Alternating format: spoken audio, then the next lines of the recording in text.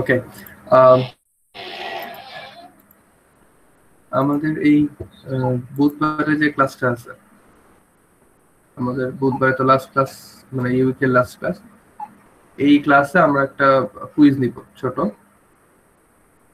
কুইজটা আপনাদের ইএলএমএস এ নেওয়া হবে এমসিকিউ আকারে। কুইজের সিলেবাস আমি হচ্ছে ক্লাসের শেষে পড়ে দেব। সবাই কি বুঝতে পেরেছেন? জি স্যার। ওকে, আচ্ছা তাহলে আমরা হচ্ছে আমাদের ক্লাস শুরু করে ফেলি। স্যার মঙ্গলবারে হবে? মঙ্গলবার আপনাদের ক্লাস থাকে? আপনাদের ক্লাস কবে? ও আচ্ছা, সরি বুধবারে।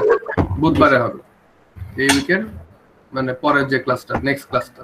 জি স্যার।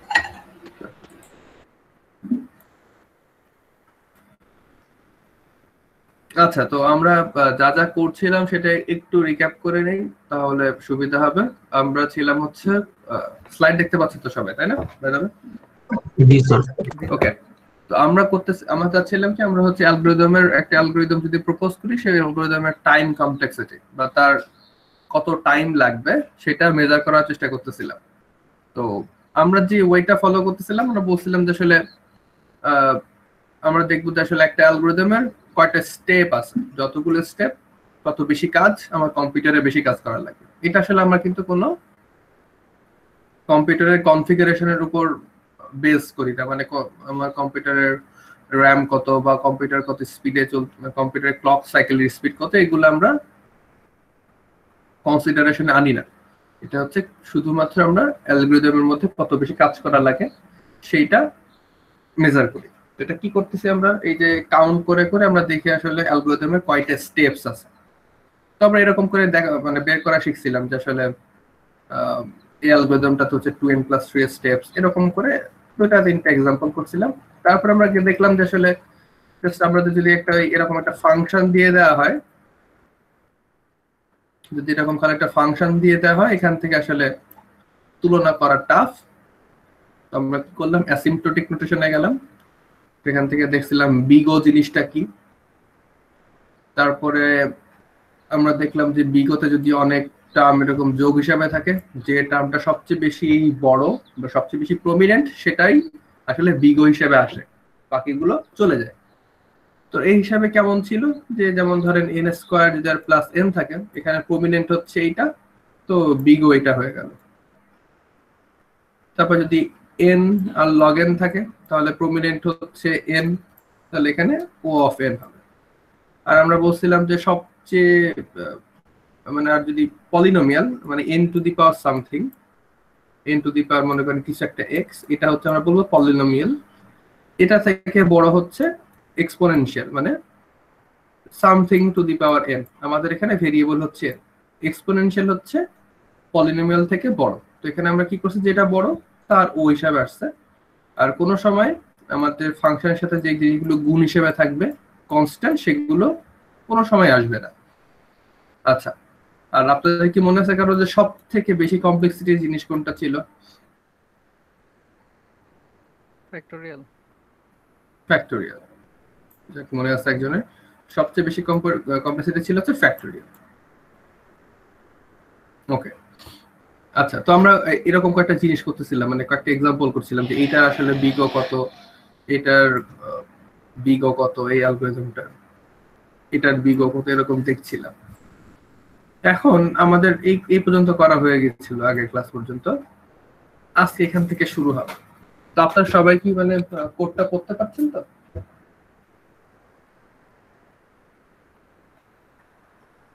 সবাই কোডটা দেখতে পাচ্ছেন তো না? জি স্যার। আচ্ছা, তো ফার্স্টে আপনারা নিজেরা একটু চিন্তা করে বলেন যে এটার টাইম কমপ্লেক্সিটি বিগো নোটেশনে কত হবে।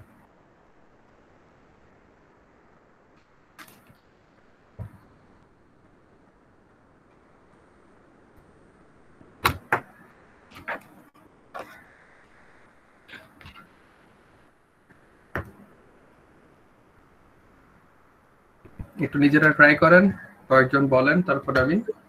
Sir n n into n plus 1 into n plus 1 plus 1 আচ্ছা, একজন একজন করে বলেন। Sir, Order of n square. আচ্ছা, আহমেদ শাবাব নূর, আপনি বললেন হচ্ছে n n times স্কয়ার। আচ্ছা, না স্যার n times m মানে n স্কয়ারই তো, তাই না? জি স্যার ওগুলো বলা যায়। Sir a into b sir n স্কয়ারই হবে, n স্কয়ার হবে। আর এখানে তো n স্কয়ার হবে না, অলুপ তো তিনটা, মানে আচ্ছা আচ্ছা, আবার কে বললেন যে n স্কয়ারই হবে জোর দিয়ে? মানে আপনার কষ্টটা কি ছিল, মানে আপনার মানে স্যার কারণ এই যে 3 নম্বর লুপে তো কনস্ট্যান্ট আছে, ঠিক আছে। হ্যাঁ,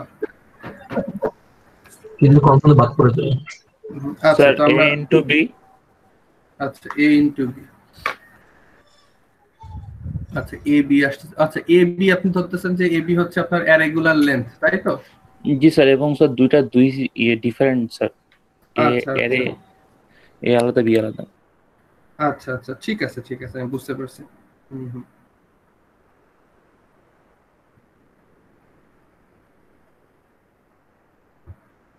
ওকে, বুঝলাম। আচ্ছা, তো ফার্স্ট যে কথা সেটা হচ্ছে যখন আমাদের এই অ্যালগরিদমের টাইম কমপ্লেক্সিটি বের করতে বলবে, তখন আমাদের আসলে এই যারা বললেন n স্কয়ার, তাদের আইডিয়া হচ্ছে যে অ্যারের এর লেন্থ হচ্ছে n, অ্যারে বি এর লেন্থ হচ্ছে n, এই জন্য n স্কয়ার বলেছে। যখন আপনাকে আম, এরকম টাইম কমপ্লেক্সিটি বের করতে দিবে, তখন অবশ্যই আপনাকে বলা লাগবে যে nটা আসলে কিসের ভেরিয়েবল। ঠিক আছে, মানে আমরা যদি খালি বলে দিই n স্কয়ার তাহলে হবে না, কারণ পরীক্ষায় বলতে হবে যদি আমার অ্যারে এ এবং অ্যারে বি এর লেন্থ যদি n হয় তাহলে এটা হচ্ছে ও অফ n স্কয়ার। মানে আপনাকে বলতে হবে যে কোন, আপনি যেটা যে ভেরিয়েবল রাখতেছেন সেটা আসলে কোন ইনপুটটার মেজার। এখানে হচ্ছে অ্যারে এ এবং অ্যারে বি লেন্থের মেজার। তো আপনি যদি ধরে নেন যে অ্যারে এ এবং অ্যারে বি লেন্থ হচ্ছে এ বি, তখন আপনি বলতে পারেন ও অফ এ বি, কোনো সমস্যা নেই।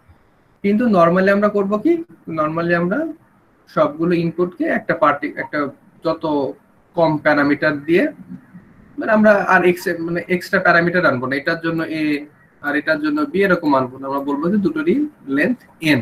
ঠিক আছে, ধরে নিব। আচ্ছা, এখন যেটা ইম্পর্টেন্ট সেটা হচ্ছে টাইম কমপ্লেক্সিটি আসলে কত,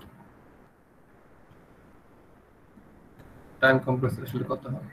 আচ্ছা, তো আমরা বুঝতে পারতেছি যে বাইরে একটা লুপ আছে, তাহলে এন হবে, এন এর সাথে গুণ যাবে হচ্ছে ভিতরে একটা লুপ আছে, এটারও গুণ যাবে, এন গুণ যাবে।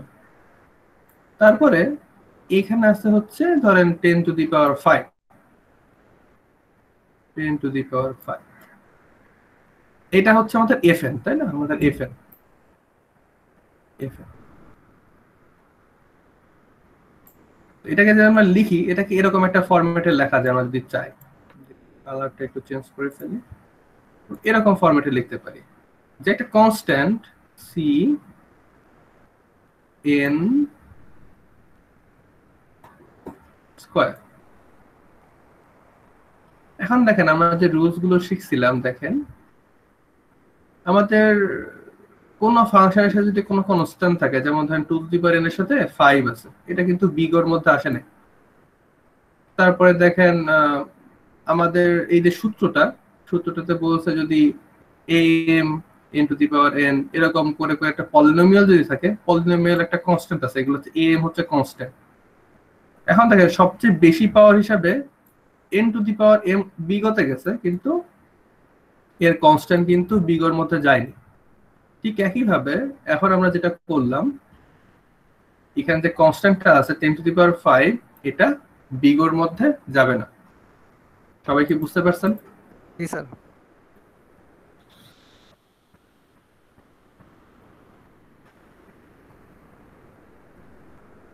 ওকে, আচ্ছা, সরি, ওকে। এখন এটারও আসলে, আচ্ছা এটার সলিউশন আপনাদের একটু করতে দিতে, আপনারা করেন একটু, হ্যাঁ, তারপরে আমি করে দিচ্ছি।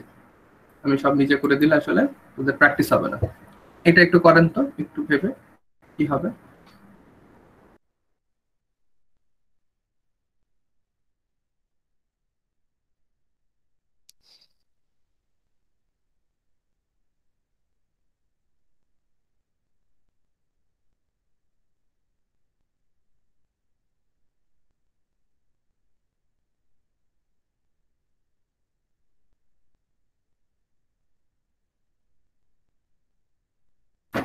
স্যার এটাতে এন হবে।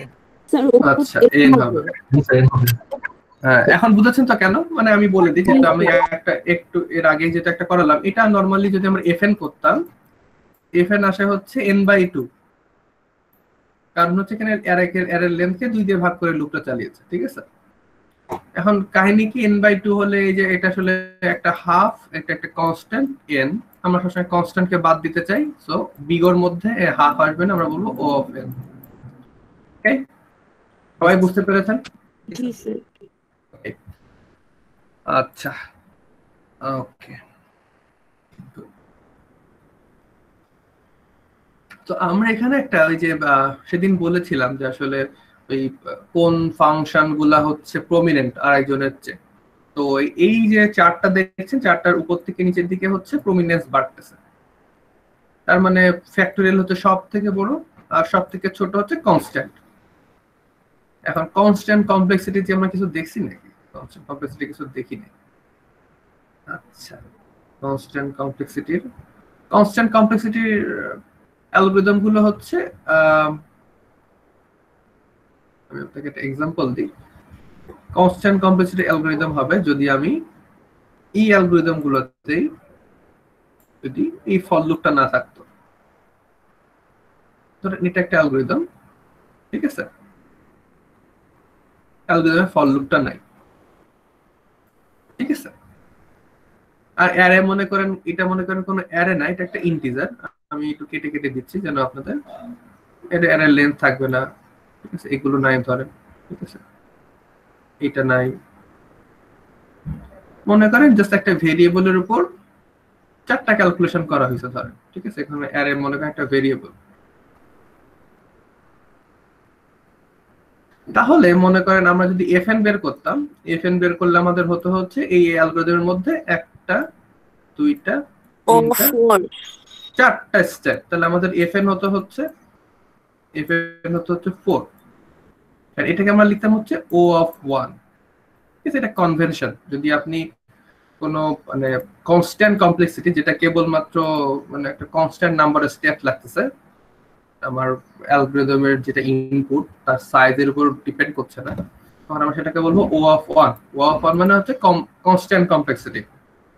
আপনি এখানে যত বড় ইনপুটই দেন না কেন, এটা আসলে ডিপেন্ড করতেছে না ইনপুটের সাইজের উপর, ইনপুটে কি দিচ্ছেন না দিচ্ছেন সেটা ম্যাটার না, এটা 4টা স্টেপ করবে, করেই আসলে এটা কাজ শেষ। এগুলোকে আমরা বলবো যে O of 1 বা এই লেভেলের কিছু। তারপর আছে log n, এমন করতে করতে n ফ্যাক্টোরিয়াল হচ্ছে সব থেকে বেশি কমপ্লেক্সিটি। এখন দেখেন এই চার্টের এই দিকে কিছু জিনিস দেওয়া আছে, এটা হচ্ছে, এটা বলতেছে আমাদের n এর সাইজ, মানে এই দিকে হচ্ছে n।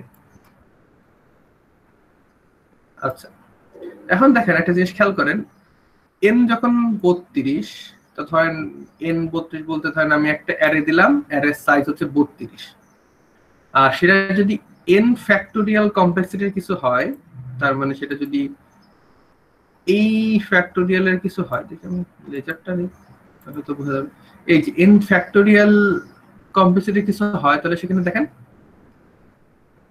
অনেক বড় কমপ্লেক্সিটি, দেখেন 26,000 ইন্টু 10⁻33 এতগুলো স্টেপ লাগবে, তার মানে ফ্যাক্টোরিয়াল জিনিসটা অনেক ভয়াবহ। আপনি যদি খুবই ছোট অ্যারে ধরেন, কেবলমাত্র 32টা এলিমেন্টস আছে, এরকম কোন অ্যারে দিয়ে n ফ্যাক্টোরিয়াল বা ফ্যাক্টোরিয়াল কমপ্লেক্সিটির কোনো কিছু অ্যালগরিদম লেখেন, সেটা আসলে 26,000 ইন্টু 10⁻3, যেটা অনেক বড়, সেরকম মানে অতগুলো স্টেপস লাগবে। দেখেন এখানে বলা আছে, সেক্ষেত্রে দেখেন আপনি যদি খালি n log n দেন, সেখানে 32 সাইজের একটা ইনপুট অ্যারের জন্য কেবলমাত্র 160টা স্টেপ আছে, মানে আমরা এরকম করে ধরে নিতে পারি ব্যাপারটা, এরকম চিন্তা করতে পারি। তাহলে বুঝতে পারতেছেন যে যদি n ফ্যাক্টোরিয়াল কমপ্লেক্সিটি কোনো অ্যালগরিদম থাকে, সেটা আসলে আপনার কম্পিউটার রান করে শেষ করতে পারবে না। এটা আমরা অ্যাপ্রক্সিমেটলি কিভাবে বুঝতে পারি যেটা আসলে রান করে শেষ করতে পারবে না? আপনাদের মধ্যে কেউ কি এই যে কম্পিটিটিভ প্রোগ্রামিং করেন, এই যে প্রবলেম সলভিং?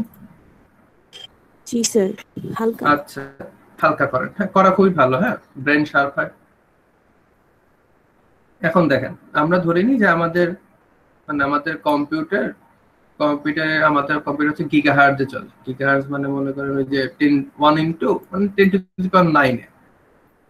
তো ধরেন অনেক কম্পিউটার থাকতে পারে 1.17 অথবা ভালো কম্পিউটার গুলোতে মনে করেন 2.31 গিগাহার্টজ লেখা থাকবে, দেখবেন যে প্রসেসরের ক্লক সাইকেল কত। ঠিক আছে, আমরা ধরে নিব যে অ্যাপ্রক্সিমেটলি আমাদের কম্পিউটার 1 সেকেন্ডে 10⁹ মতো কম্পিউটেশন করতে পারে। ঠিক আছে, তো আমি আমাদের ধরে একটা অ্যালগরিদম এখানে লাগতেছে হচ্ছে এতগুলো স্টেপ। এটা কিন্তু খুবই অ্যাপ্রক্সিমেট, মানে খুবই একটা ক্রুড আইডিয়া দিবে।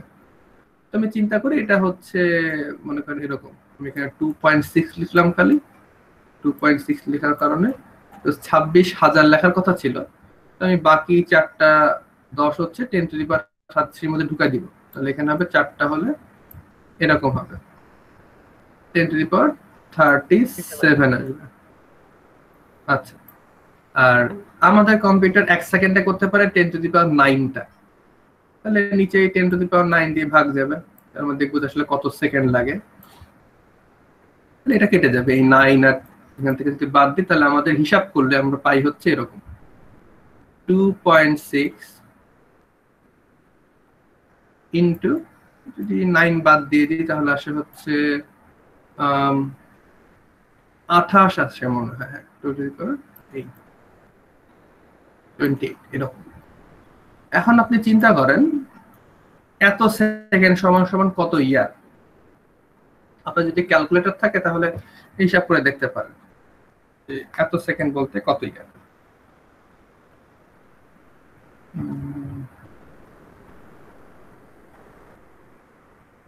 স্যার 10⁻22 হয়ে যায় ইয়ার নিতে গেলে। হ্যাঁ, তাহলে দেখেন এটা আসলে মানে আমাদের পৃথিবী ধ্বংস হয়ে যাবে, বাট তাও এই ইনপুটের অ্যারের উপর সে রেজাল্ট দিতে পারবেন আপনার কম্পিউটার। ঠিক আছে, তার মানে আপনি যদি কোনো n ফ্যাক্টোরিয়াল এর কোনো অ্যালগরিদম দেখেন তাহলে সেটা আসলে মনে করতে পারবেন যে সেটা ওই খুব বেশি 8-এর থেকে বড় হয়ে গেলে আপনি আসলে তার কোনো রেজাল্ট পাবেন না আপনার জীবন দশায়, এরকম কিছু একটা। এই জন্য আমরা করি কি, দেখেন এখানে একটা বক্স দেওয়া আছে, এই বক্স দেখেন একটা বক্স দেওয়া আছে, এই বক্সের মধ্যে যে টাইম কমপ্লেক্সিটি গুলো আছে সেগুলো হচ্ছে রিয়েল লাইফে অ্যাপ্লাই করার মতো। তার মানে এই অ্যালগরিদম গুলার ইনপুটের জন্য আপনি আউটপুটটা দেখতে পাবেন একটা কনসিডারেবল টাইমের মধ্যে। আপনার 1 ঘন্টা লাগতে পারে, 2 ঘন্টা লাগতে পারে, বাট আপনি পাবেন, আপনার অ্যালগরিদমের একটা আউটপুট আসবে। আপনি এর জন্য বড় ভ্যালু নিলেও সমস্যা নেই। কিন্তু এই যে পরের যে দুটা অ্যালগরিদমের কমপ্লেক্সিটি আছে, এক্সপোনেনশিয়াল আর ফ্যাক্টোরিয়াল, এদের টাইম কমপ্লেক্সিটি এতই বেশি, আপনি এন এর ভ্যালু যখন বাড়াবেন আপনার পৃথিবী ধ্বংস হয়ে যেতে পারে, বা অনেক বছর পরেও আপনি হচ্ছে কোনো আউটপুট পাবেন না। আমরা কোনো সময় এইরকম কমপ্লেক্সিটির অ্যালগরিদম বা ফাংশন লেখা ট্রাই করব না। আমরা সবসময় চিন্তা করবো যে আমাদের অ্যালগরিদম গুলো যেন এই উপরের বক্সের মধ্যে পড়ে। সবাই ব্যাপারটা বুঝতে পারছেন? জি স্যার। হ্যাঁ, মানে যখনই মনে করেন আমরা অ্যালগরিদম শিখতেছি, যখনই দেখবেন যে বলা আছে একটা অ্যালগরিদম হচ্ছে 2n অথবা n ফ্যাক্টোরিয়াল, তখনই মনে করবেন যে এই অ্যালগরিদম ইউজ করা যাবে না, মানে আমাকে আরো ভালো ওয়ে খুঁজতে হবে, এটা হচ্ছে প্র্যাকটিক্যাল না। অবশ্য যদি আপনার অ্যালগরিদমের ইনপুট যদি এরকম হয় 2, 4, 16 তাহলে সমস্যা নেই। যদি আপনার যে স্টাডি করতেছেন বা এক্সপেরিমেন্ট করতেছেন সেখানে যদি বলাই থাকে যে আমার ইনপুটটা 10-এর বেশি হবে না, সেক্ষেত্রে ফাইন। বাট যদি এমন হয় যেটা আসলে ভেরিয়েবল এবং অনেক বেশি হতে পারে তাহলে আসলে সম্ভব না। ওকে, বাট ইন জেনারেল আমরা এই নিচের বক্সের রেঞ্জের কোনো অ্যালগরিদম আসলে চাই না। ঠিক আছে, আমাদের যে গবেষণা করা হয় বা আমরা যে পড়াশোনা করতেছি এই কারণে যেন আমরা সব অ্যালগরিদমকে এই জিনিসের মধ্যে পুশ করে ঢুকাই দিতে পারি। ঠিক আছে, ওকে। এখানে একটা গ্রাফ আছে যে আসলে কিভাবে বাড়তেছে সবার কমপ্লেক্সিটি গুলা। দেখেন এই এক্সপোনেনশিয়ালটা আসলে খুব বাঁকা ভাবে বেড়ে যায় ওঠার সাথে সাথে। তো সবার নিচে আছে হচ্ছে লগেন বা কনস্ট্যান্টটা দেখানো হয়নি এখানে, সবার উপরে আছে হচ্ছে এক্সপোনেনশিয়াল, এখানে ফ্যাক্টোরিয়ালটা শো করা হয়। প্লাস গ্রাফটা হচ্ছে জাস্ট আপনাদের রিয়েলাইজেশনের জন্য। Um,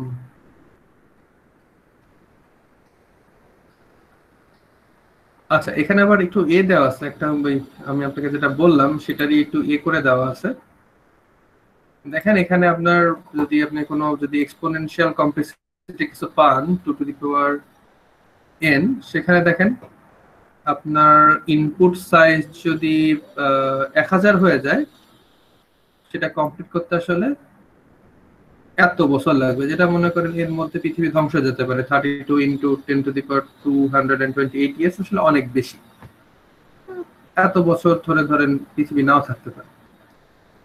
তো দেখেন আমাদের আসলে এক্সপোনেনশিয়াল কমপ্লেক্সিটির মানে ইনপুট সাইজ কত আসলে দেখেন 40 যদি হয় তাহলে আপনি আসলে আধা ঘন্টা খানেক ওয়েট করা লাগবে, মানে 20 মিনিট ওয়েট করা লাগবে।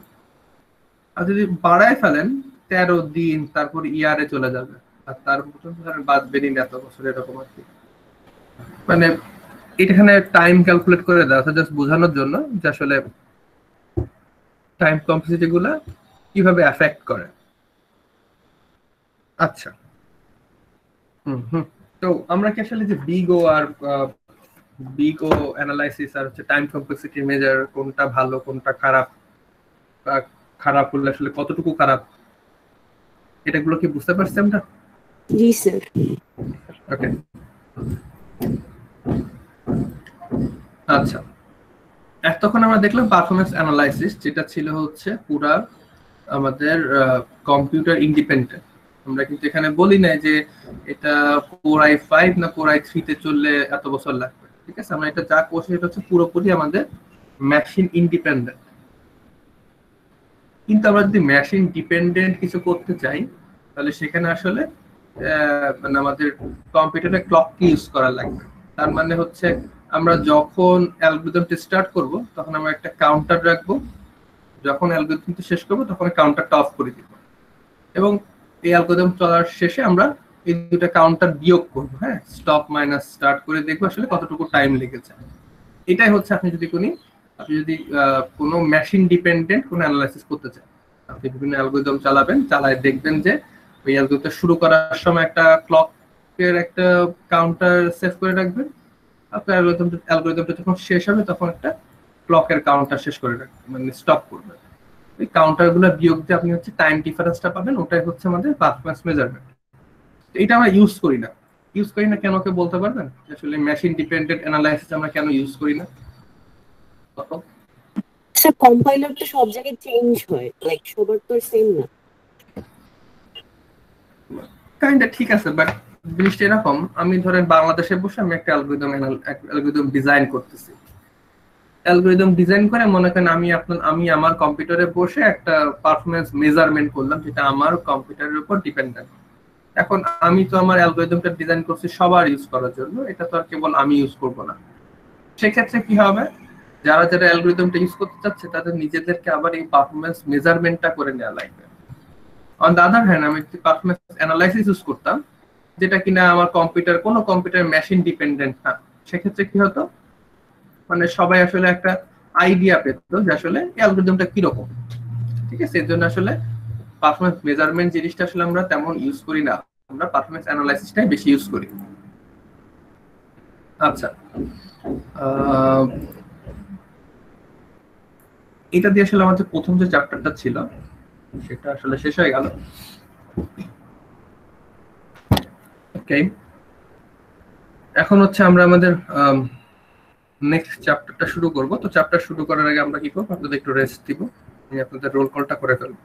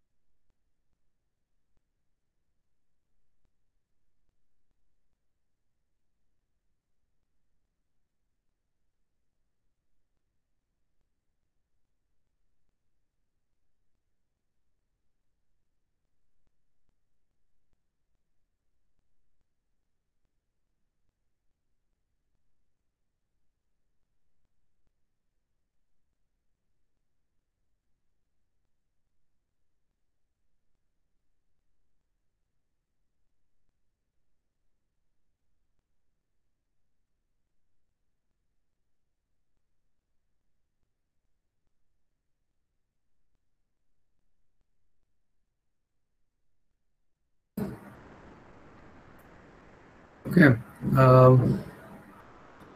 এক আছে আব্দুল্লাহ মামুন, এক। দুই, তিন, Mohammad Habibur Rahman.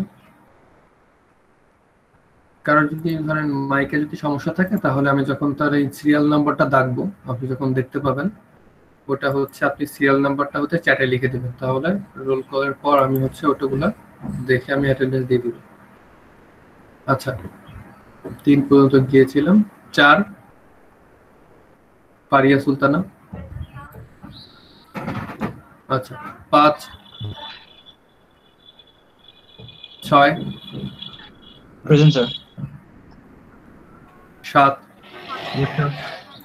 8,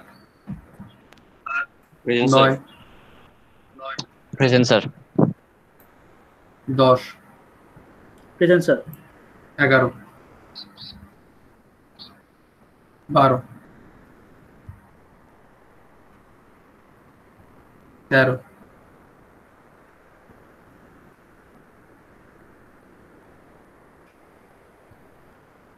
14, present sir. 15, yes sir. 16, yes sir. 17, Yes, sir. 18, present sir. 19, 20, present sir. Sir present. আপনি 19 কি প্রেজেন্ট। 19? হ্যাঁ। ওকে, 21, present sir. 22, 23, 24, yes sir. 25, Yes, sir. 26, yes sir.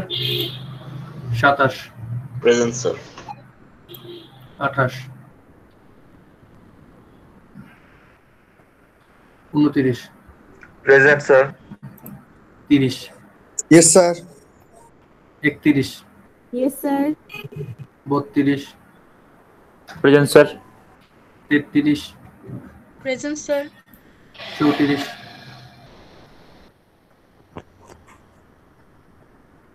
35, present sir. 36, 37, Present, sir. 38, yes sir. 39,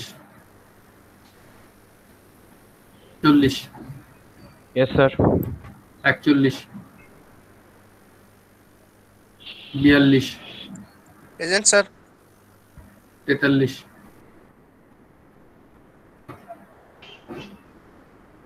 44,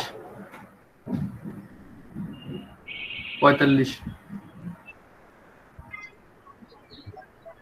46, Present, sir. Yes sir. 47। Sir Tanzid Okay. Hossain বাকি রয়েছিল sir.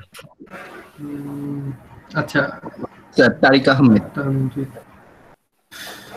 আচ্ছা, আপনি হচ্ছে আপনাদের roll number গুলো মানে আইডি গুলা লিখে দেন, ঠিক আছে, অথবা সিরিয়াল নাম্বার লিখলে সুবিধা হবে বেশি। আচ্ছা, 47, yes sir. 48, 49, yes sir.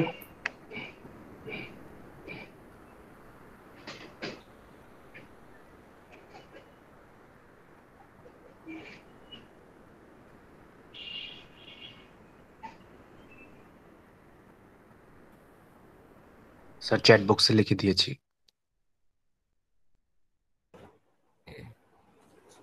Sir 43 sir মাইকে প্রবলেম করতেছিল।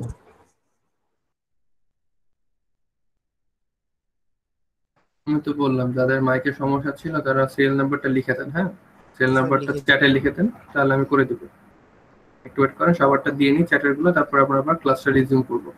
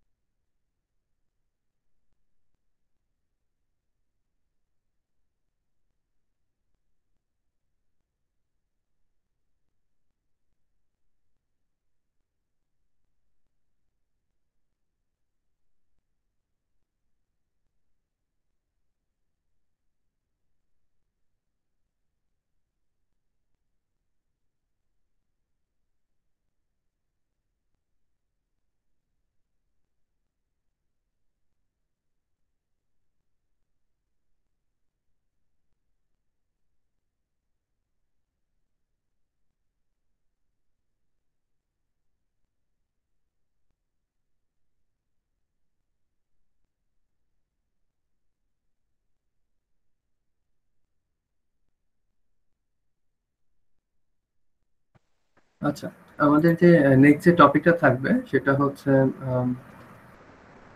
অ্যারে।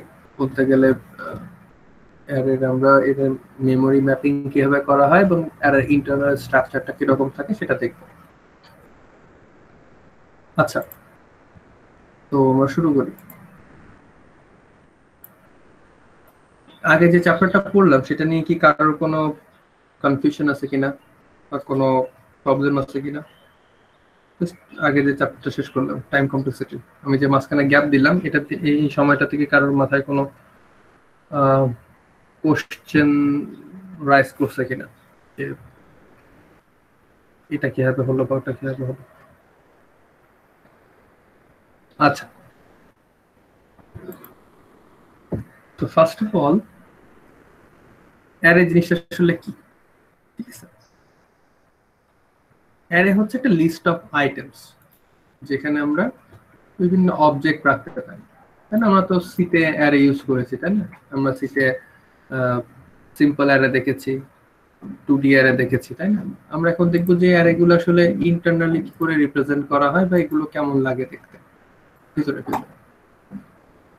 আচ্ছা, তো আমাদের যে ডিসকাশনে আসলে এই তিনটা টপিক থাকে, যে অন ডি অ্যারে কিভাবে রাখতে হয়, তারপরে 2D অ্যারে আসলে কেমন থাকে, লাস্টে আমরা দেখবো হচ্ছে ডাইনামিক অ্যারে নাম করে একটা জিনিস আছে, সেটা দেখি। দেখি যে অ্যারে আসলে কিভাবে রাখা হয়। আমরা যখন সিতে দেখেছিলাম অ্যারে, তখন আমরা আসলে এরকম করে লিখতাম জিনিসটা, যে আমরা বলতাম যে ইন্টিজার, বলতাম ধরেন ইন্টিজার নাম দিলাম হচ্ছে অ্যারে, আর নাম দিলাম, বলতাম যে 5, তাহলে এরকম করে ইউজ করতাম। আর আমাদের যদি কোনো জিনিস লাগতো, ধরেন আমার কোথাও কোনো জিনিস রাখা লাগবে, অ্যারেতে কোনো একটা জিনিস সেভ করা লাগবে, তখন আমরা করতাম কি এরকম করে সেভ করতাম। অ্যারের একটা পজিশন যেটাকে আমরা বলি ইন্ডেক্স, ইন্ডেক্স দিয়ে সেটাকে সেভ করতাম এরকম 5। আর যদি ইউজ করা লাগতো অ্যারের এলিমেন্টটা কোনো জায়গায়, তখন আমরা সেটাকে এইভাবে ইউজ করতাম, ধরেন রিটার্ন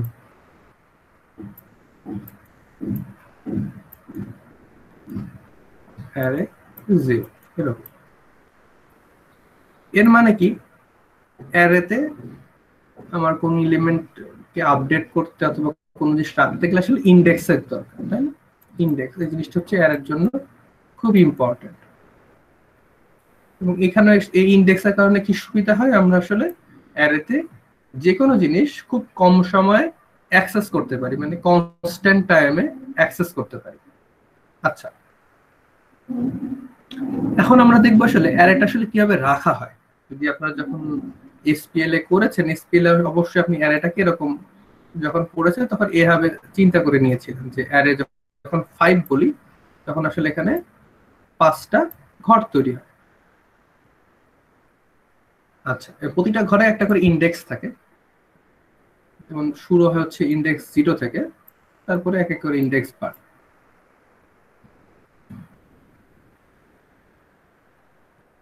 তার মানে i তম ইন্ডেক্স আসলে i প্লাস 1 এলিমেন্টকে ডিনোট করে। তার মানে ইন্ডেক্স 0 হচ্ছে ফার্স্ট এলিমেন্টকে ডিনোট করে, ইন্ডেক্স 2 হচ্ছে থার্ড এলিমেন্টকে ডিনোট করে। সবাই তো জানেন এটা, তাই না? ওকে, তাহলে আসলে এইটা আসলে কম্পিউটারের মধ্যে মেমোরিতে কিভাবে থাকে। আচ্ছা, আপনার তো কম্পিউটার আর্কিটেকচার করেননি, এখনো করেছেন? আচ্ছা, তো আপনাদের কাছে কি মনে হয় যে কম্পিউটারের মেমোরি দেখতে কিরকম? মানে কম্পিউটার যে মেমোরি যেখানে আসলে জিনিসপাতি এগুলো সেভ থাকে সেটা আসলে কেমন, ভিজুয়ালাইজ করেন কিভাবে? ডিস্কের মতো। ডিস্কের মতো, ডিস্ক সিকোয়েন্সিয়াল স্যার। সিকোয়েন্সিয়াল। আচ্ছা, কম্পিউটার যে মেমোরি আছে সেই মেমোরিটা আসলে এরকম একটা ফিতার মতো, মানে আমরা যদি খুব ভালো ভিউ চাই, কম্পিউটার মেমোরি এরকম একটা ফিতার মতো। যদিও ডিস্ক মানে দেখতে চার কোনা বা অন্য যে কোনো শেপের হতে পারে, বাট মেমোরিতে থাকে হচ্ছে এরকম ফিতার মতো, এবং প্রতিটা মেমোরির একটা অ্যাড্রেস থাকে, ঠিক আছে? সেই অ্যাড্রেসটা হতে পারে 32 বিটের, অথবা এটা মেশিন ডিপেন্ডেন্ট আর কি, সেটা 64 বিটের অ্যাড্রেস হতে পারে। বাট আমরা এখন আমাদের আলোচনার জন্য ধরে নিই প্রতিটা একটা ফিতার উপর মনে করেন এরকম লেখার একটা জায়গা,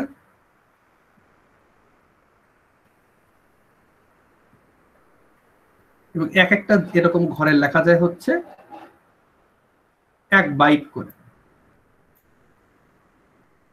1 বাইট মানে হচ্ছে 8 বিট, হ্যাঁ, 1 বাইট করে লেখা যায়। 1 বাইট মানে হচ্ছে এক একটা করে ক্যারেক্টার লিখতে পারবেন আপনি এক একটা ঘরে, এবং প্রতিটা ঘরের একটা 32 বিটের ইউনিক অ্যাড্রেস থাকে, ইউনিক অ্যাড্রেস। হ্যাঁ, আচ্ছা, তবে কি বুঝতে পারতেছেন মেমোরির অ্যারেঞ্জমেন্টটা? মানে আপনার কম্পিউটারে যদি 4 জিবি র্যাম থাকে, ঠিক আছে, তার মানে হচ্ছে কম্পিউটারের কাছে ওটা আসলে একটা লম্বা ফিতা, 4 জিবির একটা লম্বা ফিতা, প্রতিটা বাইট হচ্ছে অ্যাড্রেস করা যায়, তার মানে হচ্ছে প্রতিটা বাইটকে আপনি নাম ধরে ডাকতে পারবেন, ঠিক আছে? ওকে, তো এখানে যদি মানে যদি দেখতে চান, এই যে ফিতাগুলো এভাবে লেখা হয়েছে, এগুলো হচ্ছে ফিতার অ্যাড্রেস, যেটা আমি বলছি 32 বিটের, এগুলো হচ্ছে ফিতার অ্যাড্রেস। আর এই যে পাশে যেটা, এখানে হচ্ছে ফিতার এইখানে কি লেখা সেটা, ঠিক আছে? এই ঘরে, ফিতার ঘরে কি লেখা সেটা হচ্ছে ডাটা, ঠিক আছে? এখন ধরেন আমরা যেমন আগের যে এক্সাম্পলটা দেখলাম, এখানে দেখলাম যে আমি বলছি যে ইন্টিজার অ্যারে 5। আচ্ছা, সি প্রোগ্রাম যখন এই লাইনটা দেখবে তখন সে করবে কি, আমাদের মেমোরিতে এরকম পরপর সাজানো, সে করবে কি 5টা কনজিকিউটিভ ঘর নিয়ে নেবে। 5টা কনজিকিউটিভ ঘর নেবে না, আসলে আমাদের এই ইন্টিজার আসলে কত বাইটের বলেন তো? 4 বাইট স্যার। 4 বাইটের, মানে আমি জানি ইন্টিজার হচ্ছে সিতে, ইন্টিজার হচ্ছে 32 বিটের ইন্টিজার হয়, তার মানে হচ্ছে 4 বাইট। আচ্ছা, এখানে যে এক্সাম্পলটা দেওয়া হয়েছে সেটা, মানে এখানে যে এক্সাম্পলটা দেখতে পাচ্ছেন সেটা হচ্ছে, সেখানে ইন্টিজার হচ্ছে 16 বাইট, মানে 16 বিটের, মানে 2 বাইটের। তো মানে আমাদের যখন মেশিনগুলোর ক্যাপাসিটি কম ছিল, যখন আসলে করতো কি, তখন হচ্ছে আমাদের সি আসলে 16 বিটের ইন্টিজার ইউজ করতো, বুঝতে পারছেন? মানে আমাদের যখন ক্যাপাসিটি কম ছিল, তখন আসলে আমরা যখন বলতাম যে ইন্টিজার এ, তখন এই ইন্টিজারটা আসলে 16 বিটের ছিল। এখন হচ্ছে আমাদের কম্পিউটারের ক্যাপাসিটি বেড়েছে, এজন্য আমরা এখন 32 বিটের ইউজ করছি, ঠিক আছে? তো এটা আসলে compiler dependent, machine dependent, but কাহিনীটা কি সেটা আমি আপনাকে বলছি। তো আমি এখানে একটু মডিফিকেশন করি, এগুলো মুছে দিয়ে, এগুলো আমার লাগছে না। আমরা ধরে নিই একটা ঘর হচ্ছে, একটু ঘর সংখ্যা বাড়াতে হবে আসলে, একটা ঘর হচ্ছে 1 বিটের, এরকম করে অনেকগুলো ঘর রাখা লাগবে।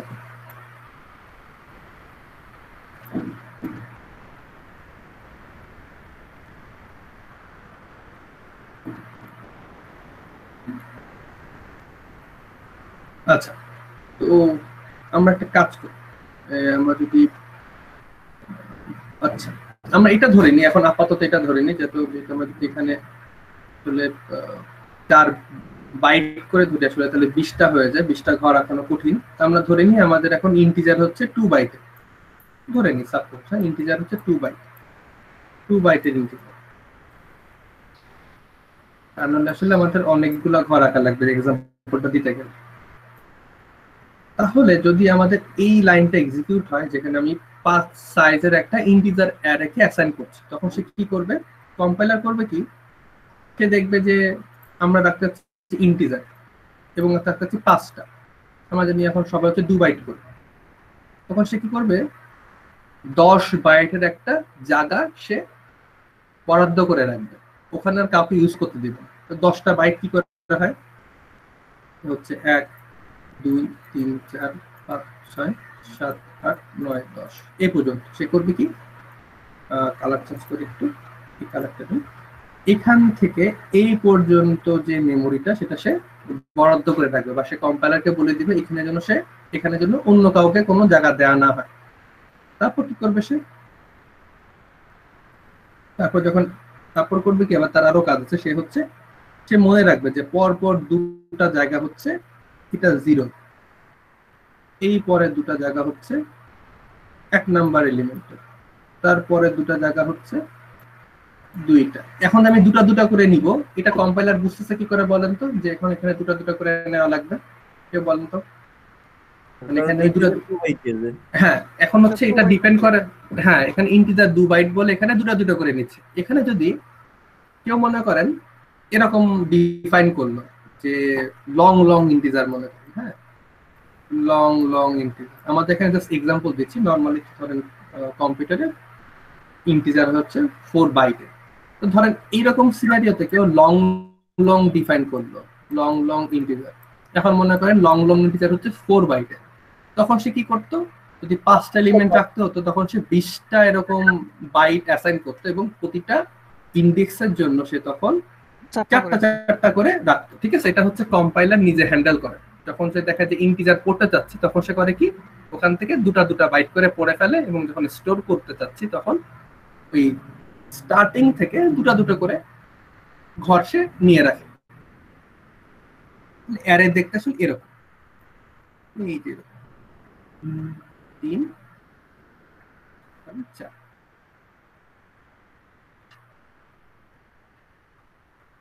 আচ্ছা ওকে,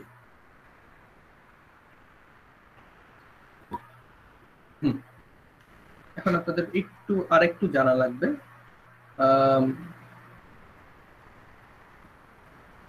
আচ্ছা, তো আপনারা যখন সি করেছিলেন তখন কি মনে আছে এরকম বলতাম পয়েন্টার করেছিলেন? তো পয়েন্টারের কোনো কিছু পয়েন্টার নিয়ে কিছু জানা হয়েছিল? জি স্যার। তো আমরা তো জানি যে পয়েন্টার কি করে, পয়েন্টার আসলে মেমোরি অ্যাড্রেস রাখে। যদি পয়েন্টার না জানেন আমাকে একটু বলেন যে পয়েন্টার সম্পর্কে কিছু জানেন বা পয়েন্টার একেবারে অজানা মানে পারেন তো, মানে একটু তো পড়াই দিলে ভালো হতো। আচ্ছা, পড়াই দিলে ভালো হতো। এটা যদি ল্যাব না, আমি আপনাদের একটু আইডিয়া দিব। পয়েন্টার হচ্ছে এমন একটা ডাটা টাইপ যেটা হচ্ছে মেমোরির অ্যাড্রেসটা রাখে। ঠিক আছে, এরকম স্টার দিয়ে লিখতাম আমরা, যে ইন্টিজার তারপর একটা স্টার দিতাম, আই দিলে এটা আসলে ইন্টিজার ভেরিয়েবল না, এটা হচ্ছে ইন্টিজার রাখার জন্য একটা মেমোরি অ্যাড্রেস। তো এই যে অ্যারে বলতাম আমরা, এই যে অ্যারে, এই যে অ্যারেটা আমরা বললাম, এইটা আসলে এই যেখানে ভেরিয়েবল ARR, এটা কিন্তু একটা পয়েন্টার টাইপের ভেরিয়েবল। এই ARR ভেরিয়েবলটা কি সেভ রাখে? ARR ভেরিয়েবলটা সেভ রাখে এই স্টার্টিং ইন্ডেক্সটা, যেখান থেকে অ্যারেটা শুরু হচ্ছে। এই অ্যাড্রেসের যে আমরা বললাম যে প্রতিটা বাইটের একটা করে অ্যাড্রেস থাকে, এই যে অ্যাড্রেস এখানে মনে করেন আছে হচ্ছে 1245028, এটা হচ্ছে স্টার্টিং বাইটের অ্যাড্রেস। অ্যারের মধ্যে এই বাইটের অ্যাড্রেসটা থাকে, যেটা আমরা বুঝি যে আমাদের মেমোরিতে অ্যারেটা কোন পয়েন্ট থেকে শুরু হয়েছে। সবাই বুঝতে পারছেন যে এইখানে কি থাকে, এই অ্যারের মধ্যে কি থাকে? এই অ্যারে ভেরিয়েবলটার মধ্যে থাকে হচ্ছে আমার যে অ্যারেটা মেমোরিতে সেভ রাখছি, সেই মেমোরিটা কোন লোকেশনে আছে, সেই মেমোরি স্টার্টিং পয়েন্টটা কত। আমি যে কনসিকিউটিভলি 10টা বাইট নিয়ে রাখলাম এই 5 সাইজের অ্যারের জন্য, এই কনসিকিউটিভ 10টা বাইট কোন বাইট থেকে শুরু হয়েছে সেই বাইটের অ্যাড্রেসটা থাকে। সবাই বুঝতে পারছেন? জি স্যার। আচ্ছা, কেউ না বুঝলে আমাকে একটু বলেন যে এটা ক্লিয়ার না। মানে আমরা তো বললাম যে আমাদের 5 সাইজের একটা অ্যারের জন্য আসলে 10টা বাইট কেটে দেয় কম্পাইলার। এখন আমাকে তো জানা লাগবে যে কোথা থেকে কাটছে, সেটা কোথায় রাখবো? সেটা হচ্ছে আমরা যেই নামে অ্যারেটা ডিক্লেয়ার করি, এই যে ARR, এটা একটা পয়েন্টার টাইপের ভেরিয়েবল। ঠিক আছে, এই পয়েন্টারের মধ্যে সে আসলে এই মেমোরি অ্যাড্রেসটা সে সেভ করে রাখে। এখান থেকে আসলে অ্যারেটা শুরু। সবাই বুঝতে পারছেন? জি স্যার। আচ্ছা, আমরা এখন হাবিজাবি জিনিসপত্র মুছে দিই। এখন আসলে কি হয় যখন আমি বলি যে, যখন আমি এরকম করি, মানে আমি যখন বলি যে ARR2,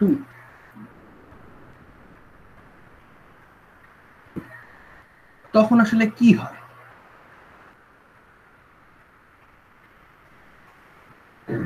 এবং স্যার ইন্ডেক্স 2 নাম্বারটাকে পয়েন্ট করে রাখে। ইন্ডেক্স 2 নাম্বার থেকে পয়েন্ট করে রাখে। এটা আসলে কিভাবে হয়? এটা হয় হচ্ছে এভাবে। আমরা এখানে বললাম, ধরেন এখানে আমরা 2 এর জায়গায় দিয়ে হচ্ছে, আচ্ছা 2 ই রাখি, 2 না রেখে আমরা এখানে একটা জেনারেল একটা সিম্বল দিই, তাহলে আপনি বুঝতে সুবিধা হবে। যখন আমি ধরলাম এখানে 2 না, এখানে ধরেন আমাদের এখন এখানে ধরেন I। আচ্ছা, যখন আমি লিখি ARRI, তখন আসলে কি হয়? আমাকে তো I তম এলিমেন্টের পজিশনটা খুঁজে বের করতে হবে, তাই না? তখন কি করে, আমাদের যে স্টার্টিং ইন্ডেক্সের যে নাম্বারটা আছে ARR,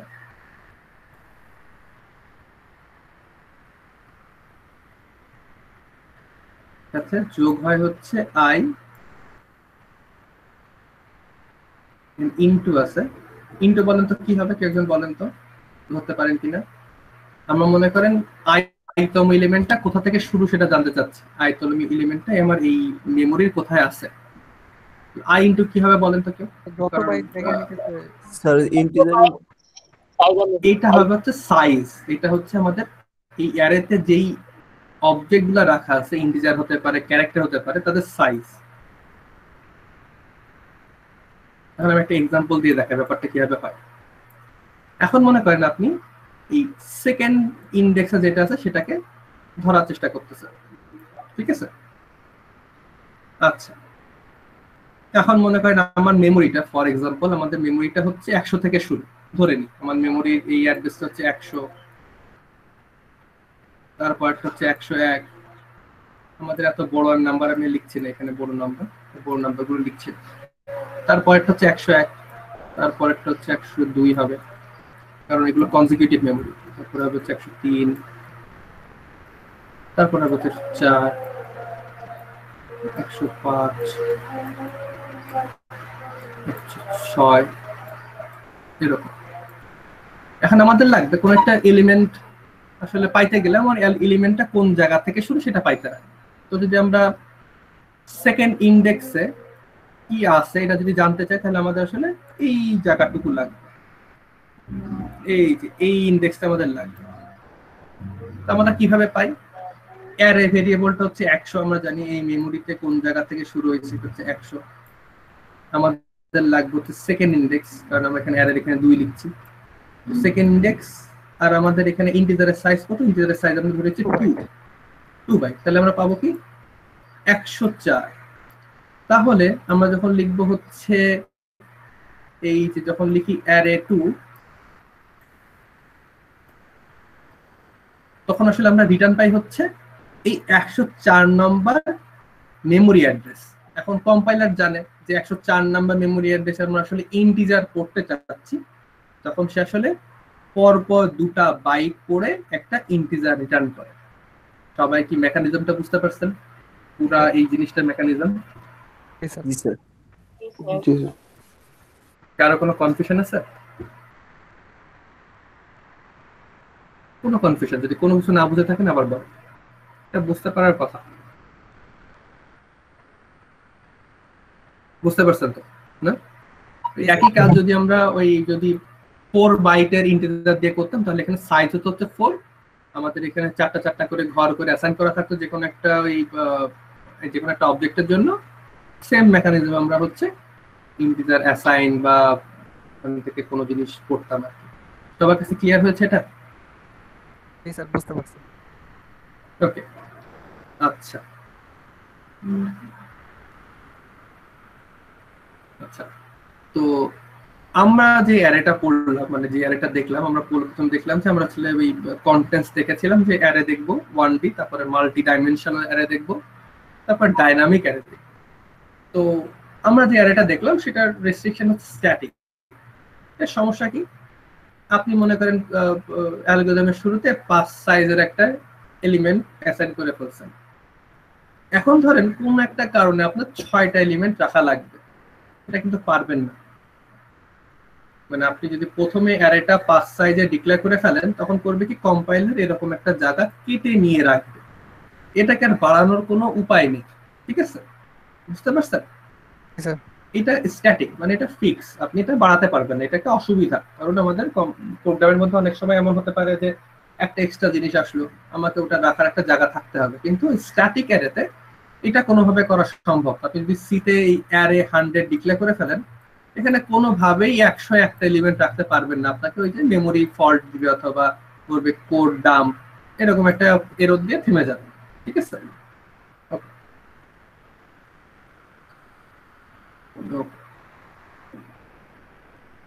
এখানে আমাদের তো আমরা প্রথমে যখন দেখেছিলাম যে আসলে যে কোনো একটা ডাটা স্ট্রাকচার, আমরা তো ডাটা স্ট্রাকচার করতেছি, যে কোনো ডাটা স্ট্রাকচারে কিছু অপারেশন সাপোর্ট করতে হয়। ঠিক আছে, তো এখানে অপারেশন ধরেন ইনসার্ট, আমরা 3টা অপারেশন দেখব, ইনসারশন, ডিলিশন আর হচ্ছে অ্যাক্সেস বা মডিফাই। আচ্ছা, ইনসারশন বলতে কি বোঝাচ্ছে? ইনসারশন বলতে বোঝাচ্ছে এরকম, ধরেন আপনার একটা অ্যারে আছে, ধরেন অ্যারেতে মনে করেন অনেকগুলো এলিমেন্ট রাখা আছে এরকম। এখন ধরেন আপনি এরকম করতে চান, এখানে এলিমেন্ট গুলো এরকম আছে, 1 আছে এখানে, 2 আছে এখানে, 5 7 9, এখানে এখানে এখনো কিছু রাখা হয়নি, এখানে কিছু নাই, এগুলাতে আপনি এখনো কোনো কিছু অ্যাসাইন করেন। এখন ইনসার্ট বলতে বোঝায় ধরেন আপনি চাচ্ছেন যে 2 এর পরে এই 5 নাম্বার জায়গায় 3 ইনসার্ট করবে, তার মানে আপনার অ্যারেটা ইনসার্টের পর দেখতে এরকম হবে, ইনসার্টের পর দেখতে এরকম হবে 1 2 3 5 7 9, আগে 3টা ফাঁকা ছিল, এখন 2টা ফাঁকা থাকবে। সবাই কি ইনসারশন অপারেশনটা বুঝেছেন? যে আপনি এই 3 যে এলিমেন্টটা, এটা হচ্ছে 2 এর পরে 5 এর আগে ইনসার্ট করবে।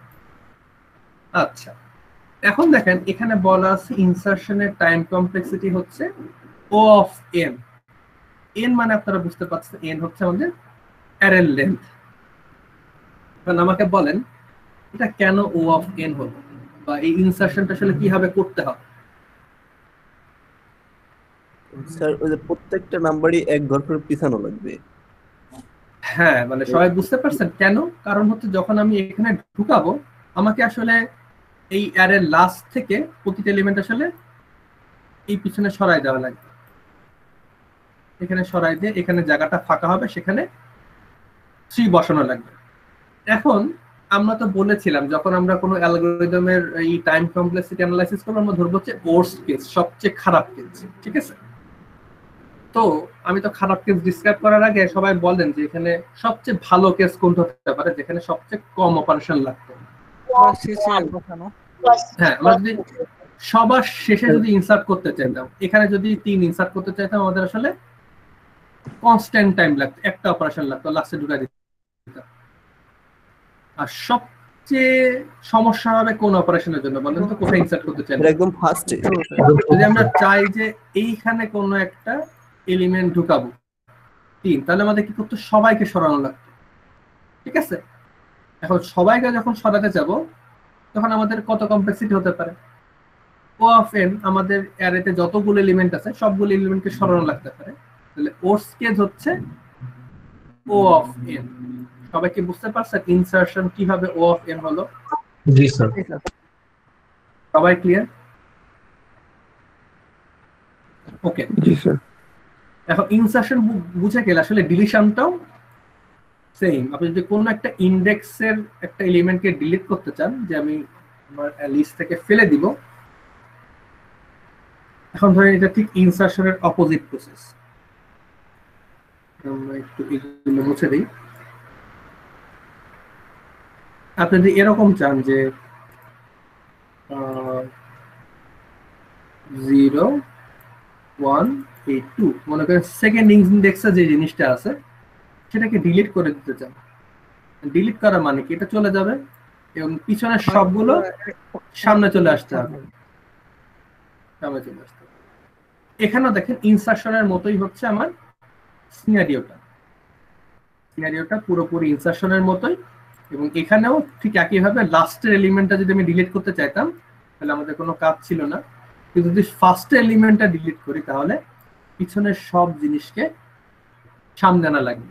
এই জন্য ডিলিশনটা হচ্ছে ও অফ এন। আচ্ছা, এখন যেটা সুবিধা এর জন্য, যেটা খুবই সুবিধা, সেটা হচ্ছে যে কোনো এলিমেন্ট অ্যাক্সেস বা মডিফাই করতে আসলে আমাদের কনস্ট্যান্ট টাইম লাগে বা আমরা ইনস্ট্যান্টলি পারি। তার মানে আমি যদি মনে করেন এই ইন্ডেক্সটা মানে আমরা যদি অ্যাক্সেস করতে চাই তাহলে আমার দেখেন খালি কি হয়, এই যে একটা অপারেশন করা লাগে কম্পাইলারের, এই যে অপারেশনটা করা লাগে, এখানে তো খালি যোগ বিয়োগের অপারেশন, তাই না? এটা কনস্ট্যান্ট টাইমে হয়ে যায়। এই জন্য আসলে অ্যাক্সেস বা মডিফাই করতে আসলে আমাদের অ্যারেতে আসলে খুবই ফাস্ট হয়। এই জন্য আমরা এটাকে লিখছি হচ্ছে ও অফ ওয়ান, মানে কনস্ট্যান্ট টাইমে একটা হয়তো কনস্ট্যান্ট নাম্বার অফ অপারেশন করার পর আমরা হচ্ছে ওইখানকার এলিমেন্টটাতে অ্যাক্সেস করতে পারি। সবাই কি বুঝতে পেরেছেন অ্যারের জিনিসপাতি? জি স্যার। কোনো কনফিউশন আছে? আচ্ছা, আশা করি নাই। ওকে, তাহলে আমরা এখন একটু আগাই। এখন আমরা অন ডিআরে পড়তেছিলাম, তো টু ডিআরটা কেমন? তো টু ডিআরে তো আমরা অ্যাসাইন করছি, তাই না? টু ডিআরে হচ্ছে রো আর কলাম থাকে। আমরা যদি কোনো এলিমেন্ট অ্যাক্সেস করতে চাই তাহলে তার এরকম করে লিখি। এটা মনে করেন আমাদের আগের এক্সাম্পলের, এটা হবে হচ্ছে এ আর আর। আমরা এখানে হচ্ছে এখানে আগে, আচ্ছা এটা ওকে, এখানে আসলে মুছে দিই। এই অ্যারেতে আসলে এই বরাবর রো রাখছে, ঠিক আছে? আপনার একটু খেয়াল করবেন, এই বরাবর রো আর এই বরাবর হচ্ছে কলাম রাখছে, কলাম রাখছে। এই জন্য এই যে ইন্ডেক্সটা কি হবে, 2 1 করে আমরা অ্যাসাইন করতে পারবো। তার মানে হচ্ছে 1 এরকম করলে আমরা আসলে এলিমেন্টটাকে পেয়ে যাবো। আচ্ছা, এখানে আসলে অ্যারেটা একটু ঘুরায় রাখা হয়েছে, ঠিক আছে? তার মানে আমরা এটা জানি যে 2D অ্যারে আছে, মানে আমরা অ্যাক্সেস করতে চাই তাহলে রোর ইনডেক্স আর যদি কলাম ইনডেক্স পরপর দিয়ে দিই তাহলে আমরা সেটা অ্যাসাইন করতে পারি বা সেটাকে আমরা অ্যাক্সেস করতে পারি। আচ্ছা, 3D অ্যারেটা কেমন? 2D এরকম, যেন 2D অ্যারে যেরকম হচ্ছে অনেকগুলা 1D অ্যারে। তার মানে মনে করেন আমরা বলতে পারি যে 2D অ্যারেকে আমরা এভাবে চিন্তা করতে পারি। 2D অ্যারে আসলে এটা হচ্ছে একটা অন ডি অ্যারে, প্রতিটা রো একটা করে অন ডি অ্যারে, এরকম করে ধরে নিতে পারি। প্রতিটা রো একটা করে অন ডি অ্যারে এরকম। ঠিক একইভাবে যখন আমরা 3D অ্যারে চিন্তা করব, 3D অ্যারেকে চিন্তা করতে হবে যে প্রতিটা রো একটা করে 2D অ্যারে, ঠিক আছে? যেমন ধর এটা হচ্ছে 0 number rho, 0 number rho itself একটা 2D অ্যারে, 1 নাম্বার রো আর একটা 2D অ্যারে, 2 নাম্বার রো হচ্ছে আর একটা 2D অ্যারে। এখন আমরা যখন কোন একটা এলিমেন্টকে অ্যাসাইন করতে চাবো, মানে কোন একটা এলিমেন্টকে যখন অ্যাক্সেস করতে চাবো, তখন কি হবে? প্রথমে আমাকে এই রোর নাম্বারটা দিতে হবে। তাহলে আমরা করলাম কি, এটা 0 অ্যাসাইন করে ফেললাম। তারপরে কি, আমরা এই 2D অ্যারে নিয়ে কথা বলতেছি, এই এলিমেন্টটা নিয়ে কথা বলতেছি। আমরা জানি এইটা হচ্ছে রো আর এই বরাবর হচ্ছে কলাম।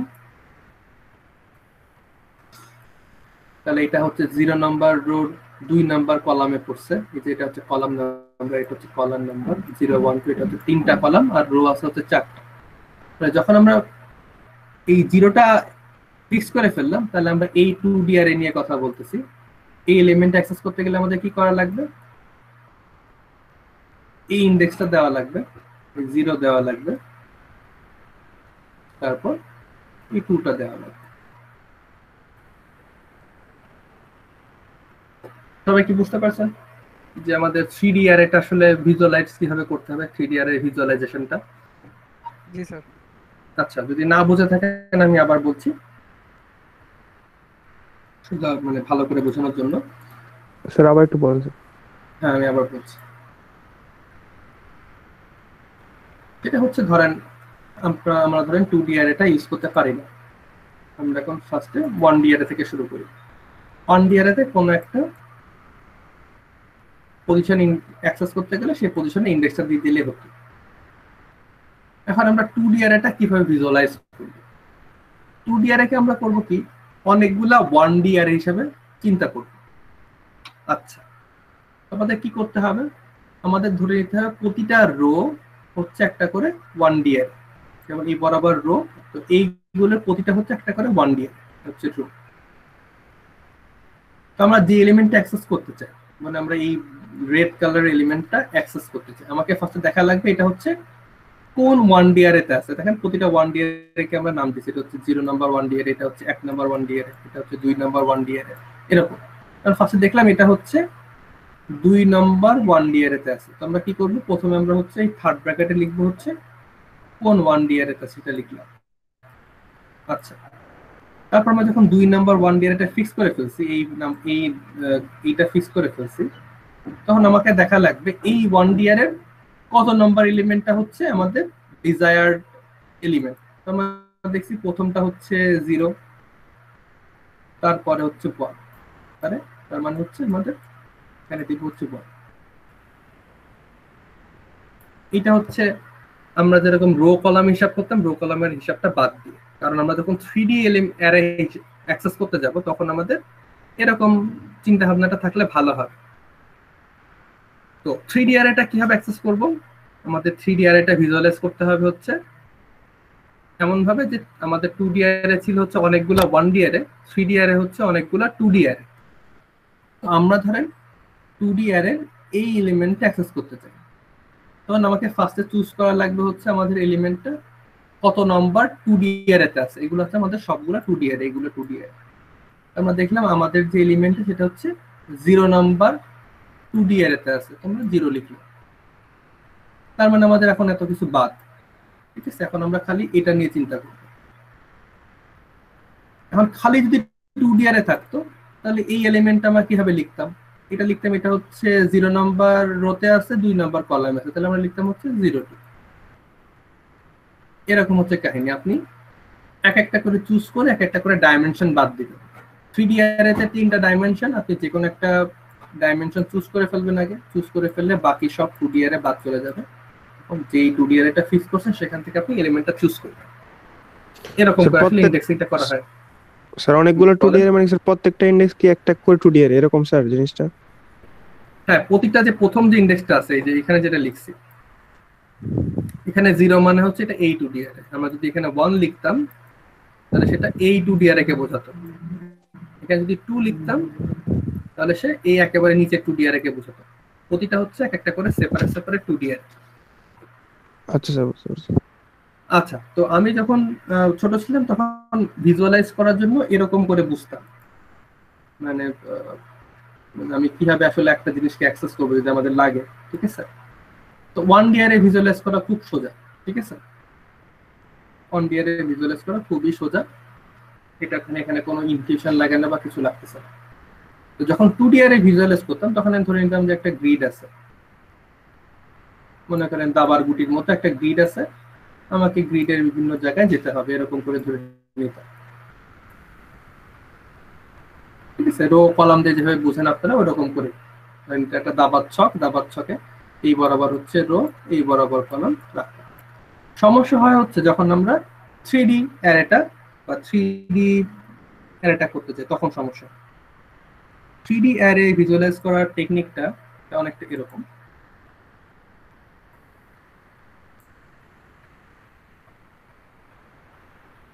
আমি এভাবে চিন্তা করতাম, ধরতাম যে একটা লম্বা বিল্ডিং আছে,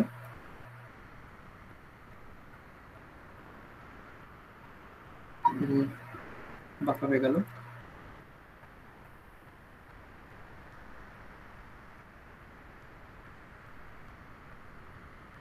লম্বা বিল্ডিং আছে,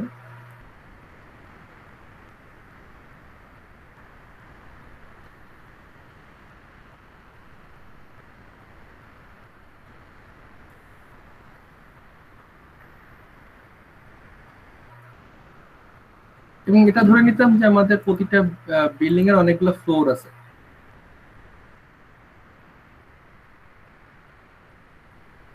এটা একটা ফ্লোর, তারপরে ধরেন তার উপর আর একটা ফ্লোর আছে।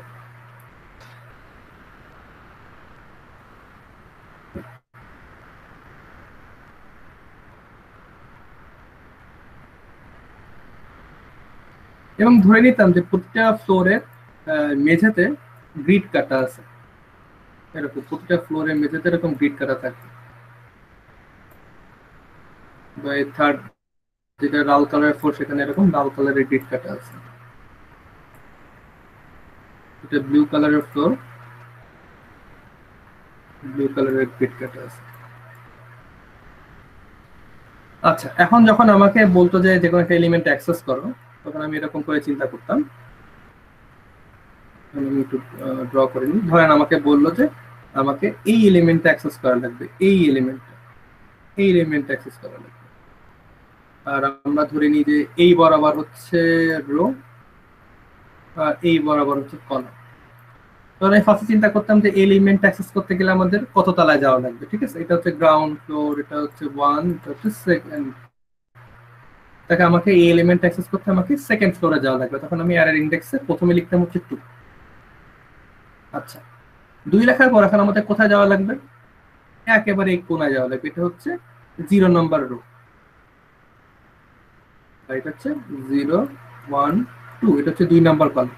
তার মানে আমি যদি সেকেন্ড ফ্লোরে বা 0 নম্বর তলা, 1 নম্বর তলা, 2 নম্বর তলা, 2 নম্বর তলায় যে আমাকে হচ্ছে 0 নম্বর রোতে যেতে হবে, 2 নম্বর কলামে যেতে হবে। তাহলে আমরা করতাম সেখানে এখন 0 নম্বর রো, 2 নম্বর কলাম। এরকম করে ভিজুয়ালাইজ করলে আসলে আপনাদের ইন্ডেক্সিংটা সুবিধা হবে না। ঠিক আছে, নরমালি আসলে এই মাল্টি ডাইমেনশনাল অ্যারের ইন্ডেক্সিংটা একটু ভুলা যায়, বাট এরকম করে যদি ভিজুয়ালাইজ করতে পারেন তাহলে আসলে সুবিধা হবে। সবাই কি বুঝতে পারছেন ইনটিউশনটা কি আসলে? একটু তো ক্লিয়ার হয়েছে না?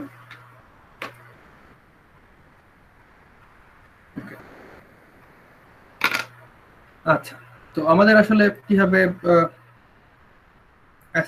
কিভাবে অ্যাক্সেস করতে হয়, এটা আসলে আমাদের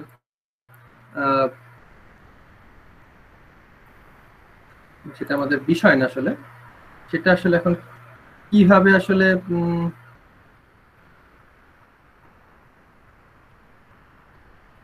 মেমোরিতে কিভাবে সেভ থাকে সেটা আসলে আমাদের দেখার বিষয়।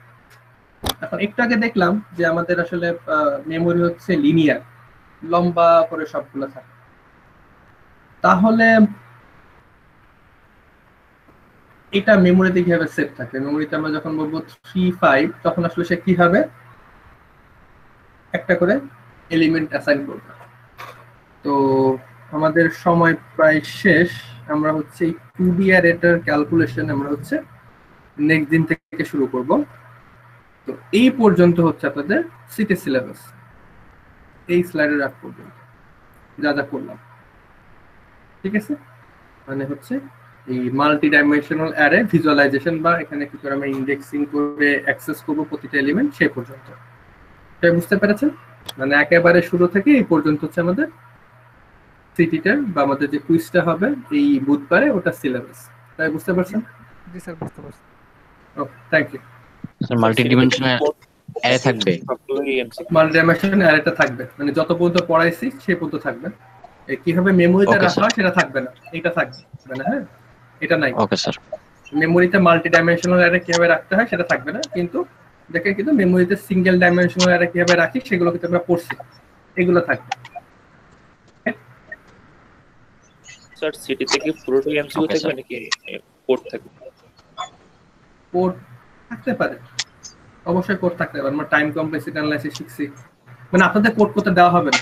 ঠিক আছে, কোড করতে দেওয়া হবে না, কিন্তু কোড থেকে বলেন। স্যার আমাদের সিটিটা রোববারে নেওয়া যায়? মানে আমার বুধবারে আরো 2টা সিটি আছে। না, এরকম কিছু করা যাবে না। জি স্যার, সানডেতে যদি নেওয়া যেত ভালো হতো। আমারও স্যার 2টা সিটি একসাথে। আগে থেকে প্রিপারেশন নেন। হ্যাঁ, কিছু করা যাবে না এটা। স্যার রবিবারে নিলে ভালো হতো।